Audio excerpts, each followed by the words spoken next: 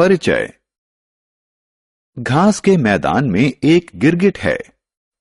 क्या आप देख सकते हैं? हां, यह घास के नीचे है। यह परभक्षियों से बचने के लिए अपने परिवेश के अनुकूल अपना रंग बदल लेता है। इनके अस्तित्व के लिए जरूरी है कि ये अपने को अपने परिवेश के अनुकूल बनाएं।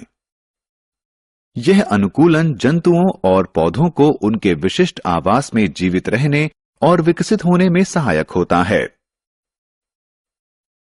इस पाठ में हम जानेंगे कि विभिन्न जंतु और पौधे किस प्रकार अपने आवास के अनुसार अनुकूलन करते हैं।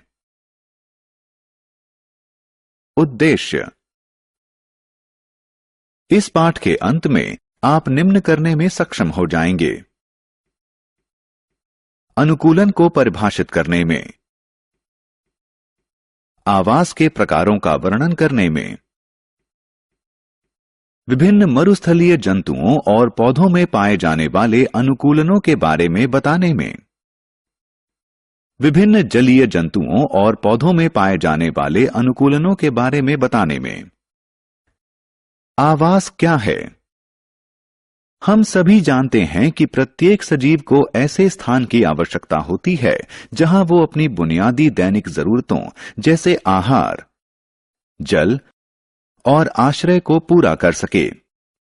वह स्थान जहां पौधे या जंतु निवास और विकास करते हैं उसे उनका आवास कहते हैं। सभी सजीवों को जीवित रहने और विकसित होने के लिए स्वयं को अपने परिवेश के अनुरूप अनुकूलित करना पड़ता है। आवास के प्रकार। आवास दो प्रकार के होते हैं, स्थलीय या स्थल आवास, जलीय या जल आवास। स्थल यानी जमीन पर पाए जाने वाले पौधों और जंतुओं के आवास को स्थलीय आवास कहते हैं। मरुस्थल, पर्वत, वन और घास के मैदान इस श्रेणी के उदाहरण हैं। जल में पाए जाने वाले पौधों और जंतुओं के आवास को जलीय आवास कहते हैं।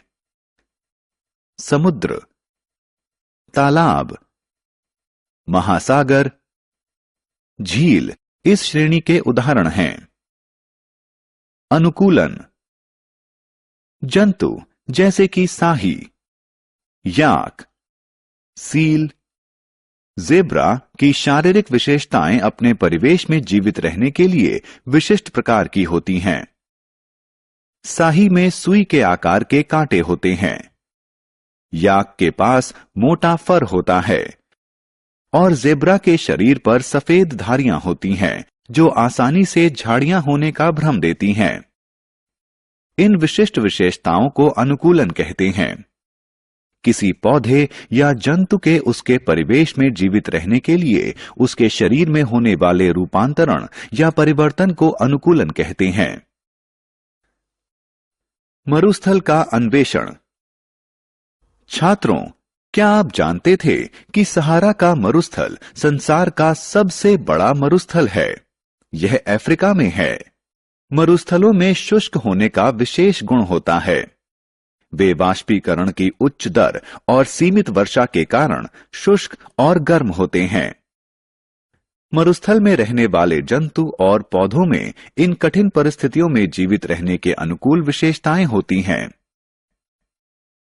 ऊंट में ऐसे कई अनुकूलन हैं जो मरुस्थलीय आवास के लिए सबसे उपयुक्त होते हैं।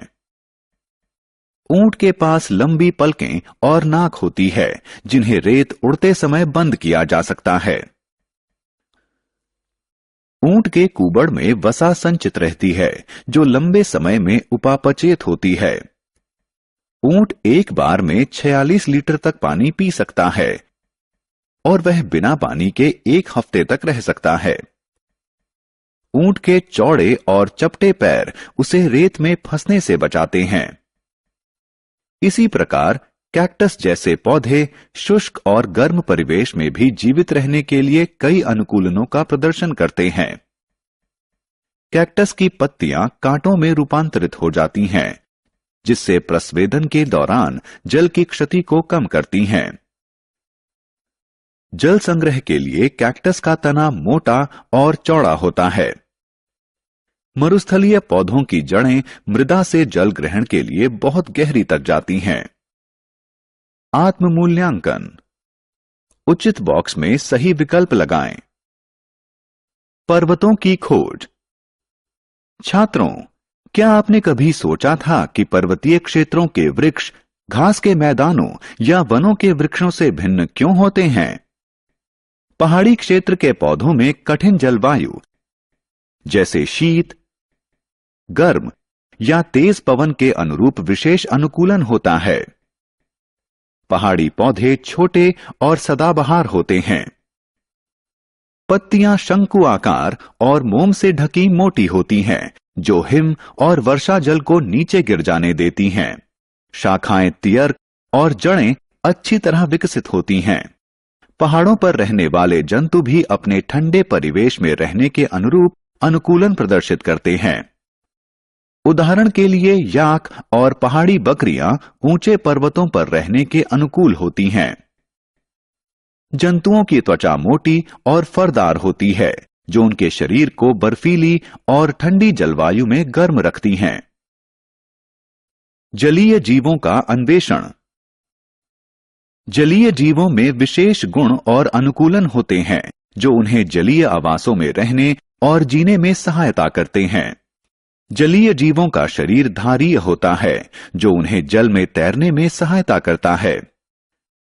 मछलियों की पूंछ और पंख चपटे होते हैं, जो उन्हें पानी के अंदर दिशा परिवर्तन में सहायता करते हैं। मछलियां गलफड़ों के द्वारा श्वसन करती हैं। जलीय पादपों का अन्वेषण। छात्रों, आपने शायद तालाबों और झीलों में कमल को तैरते हुए देखा होगा। ये पौधे जल में जीवित रहने के लिए विभिन्न अनुकूलन प्रदर्शित करते हैं। कमल का तना लंबा और खोखला होता है, जो पौधे को तालाब की तली से जोड़ता है। जड़ें छोटी होती हैं। पत्तियां चौड़ी और थाली के आकार की होती हैं, जो पौधे को जल की सतह पर तैरने में सहायता करती हैं। कुछ जलीय पौधे जैसे हाइड्रिला आंशिक रूप से जल में डूबे रहते हैं। मेंढकों में अनुकूलन। मेंढक उभयचर होते हैं। वे जल और स्थल दोनों में रह सकते हैं, इसलिए उनमें जल और स्थल दोनों में रहने के अनुकूल विशेषताएं विकसित हो गई हैं। मेंढक के पास लंबा, मजबूत और जालीदार पिछला पंजा होता है, जो उसे फुदकने और तैरने में सहायता करता है। शीत ऋतु में मेंढक शीत निद्रा में चले जाते हैं। आत्म मूल्यांकन। निम्न का सजीवों और उनमें पाए जाने वाले अनुकूलनों के अनुसार मिलान करें। सारांश। आइए हमने जो कुछ सीखा है उसे संक्षेप में दोहराएं। किसी पौधे या जंतु के उसके परिवेश में जीवित रहने के लिए उसके शरीर में होने वाले रूपांतरण या परिवर्तन को अनुकूलन कहते हैं। वह स्थान जहां पौधे या जंतु निवास और विकास करते हैं, उसे उनका आवास कहते हैं। आवास मुख्यतः दो प्रकार के होते हैं, स्थलीय आवास एवं जलीय आवास। ऊंट के पास लंबी पलकें और नाक वसा संचित करने के लिए कुबड़, रेत में चलने के लिए चौड़े और चपटे पैर होते हैं। कैक्टस में कांटेदार पत्तियां, जल संचय के लिए मोटा और गूदेदार तना और जल ग्रहण करने के लिए मृदा में गहरे धंसी लंबी जड़ें होती हैं। पहाड़ी पौधे छोटे और सदाबहार होते हैं। उनकी पत्तियां शंकु आकार और मोम से ढकी मोटी होती हैं। शाखाएं तियर्क और जड़ें अच्छी तरह विकसित होती हैं। पहाड़ों पर पाए जाने वाले जंतुओं के पास मोटी त्वचा और फर होता है। जलीय जंतुओं में धारीय शरीर, चपटी पूंछ और पंख एवं श्वसन के लिए गलफड़े होते हैं।